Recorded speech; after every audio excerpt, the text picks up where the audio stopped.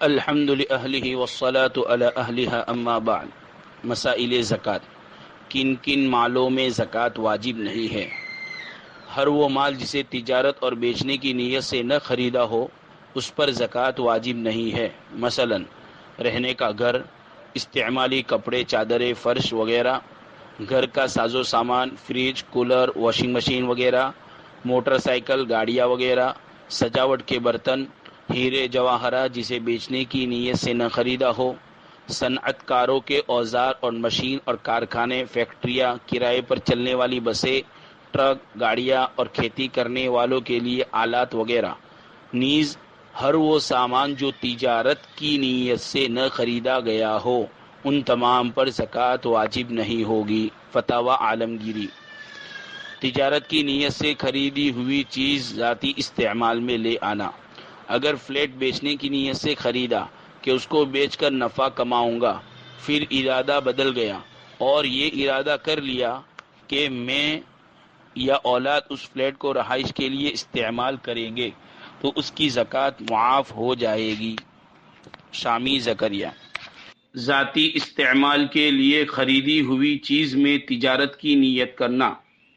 کسی نے فلیٹ رہنے کی نیت سے خریدا، بعد میں ارادہ بدل گیا اور یہ ارادہ کر لیا کہ اس فلیٹ کو فروخت کر کے نفع حاصل کروں گا، تو محض نیت اور ارادے کی تبدیلی سے فرق نہیں پڑتا جب تک کہ اس فلیٹ کو فروخت نہ کر دے اور اس کے پیسے اس کے پاس نہ آ جائے، اس وقت تک اس پر زکوٰۃ واجب نہیں ہے۔ فروخت کرنے کے بعد زکوٰۃ کے حساب کے دن جو رقم اس کے قبضے میں آ گئی ہو اس کی زکوٰۃ واجب ہوگی، اور جو رقم اس کے قبضے میں نہیں آئی اس کی زکوٰۃ واجب نہ ہوگی۔ فقہی مقالات۔ نصاب پر سال کا گزرنا شرط ہے۔ اگر کوئی شخص صاحب نصاب ہو تو ایک سال اس نصاب پر پورا گزر جائے تب اس کی زکوٰۃ ادا کرنا واجب ہے۔ در مختار زکریا۔ اضافہ شدہ رقم نصاب میں شامل ہوگی۔ اگر کوئی شخص صاحب نصاب ہے، ہر سال اموال زکوٰۃ کی زکوٰۃ ادا کرتا ہے، دوران سال مال میں اضافہ ہو گیا تو اس اضافہ شدہ رقم کی زکوٰۃ بھی پہلے والے اموال زکوٰۃ پر سال مکمل ہونے کے وقت ادا کرنا ضروری ہے، چاہے اضافہ شدہ رقم پر سال نہ گزرا ہو۔ مراکز الفلاح۔ اس بارے میں عام طور پر یہ غلط فہمی پائی جاتی ہے کہ لوگ یہ سمجھتے ہیں کہ ہر روپے پر مستقل پورا سال گزرے تب اس پر زکوٰۃ واجب ہوتی ہے۔ یہ بات درست نہیں ہے، بلکہ جب ایک مرتبہ سال کے شروع میں ایک شخص صاحب نصاب بن جائے، مثلا فرض کرے کہ ایک رمضان کو اگر کوئی شخص صاحب نصاب بن گیا، پھر آئندہ سال جب ایک رمضان آیا تو اس وقت بھی وہ صاحب نصاب ہے تو ایسے شخص کو صاحب نصاب سمجھا جائے گا۔ درمیانی سال میں جو رقم آتی جاتی رہی اس کا کوئی اعتبار نہیں، بس ایک رمضان کو دیکھ لے کہ تمہارے پاس کتنی رقم موجود ہے، اس رقم پر زکوٰۃ نکالی جائے گی، چاہے اس میں سے کچھ رقم صرف ایک دن پہلے ہی کیوں نہ آئی ہو۔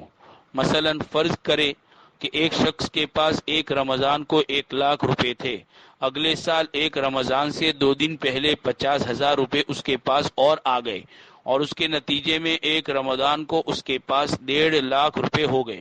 اب اس 1,50,000 روپے پر زکوٰۃ فرض ہوگی۔ یہ نہیں کہا جائے گا کہ اس میں 50,000 روپے تو صرف 2 دن پہلے آئے ہیں اور اس پر ایک سال نہیں گزرا، لہٰذا اس پر زکوٰۃ نہ ہونی چاہیے۔ یہ درست نہیں ہے، بلکہ زکوٰۃ نکالنے کی جو تاریخ ہے اور جس تاریخ کو آپ صاحب نصاب بنے ہیں اس تاریخ میں جتنا مال آپ کے پاس موجود ہے اس پر زکوٰۃ واجب ہے، چاہے یہ رقم پچھلے سال ایک رمضان کی رقم سے زیادہ ہو یا کم ہو۔ مثلا اگر پچھلے سال 1,00,000 روپے تھے، اب 1,50,000 ہے تو 1,50,000 پر زکوٰۃ ادا کرو۔ درمیان سال میں جو رقم خرچ ہو گئی اس کا کوئی حساب کتاب نہیں اور اس خرچ شدہ رقم پر زکوٰۃ نکالنے کی ضرورت نہیں۔ فقہی مقالات۔ واجب مقدار سے زائد ادا کرنے پر آئندہ سال زکوٰۃ میں شمار کرنا۔ ایک شخص نے اپنے اوپر واجب الادا زکوٰۃ کی رقم سے زائد رقم زکوٰۃ میں ادا کر دی تو وہ زائد رقم کو آئندہ سال کی زکوٰۃ میں شمار کر سکتا ہے۔ فتاوی دارالعلوم زکریا۔ وسلمه لنا وتسلمه منا متقبلا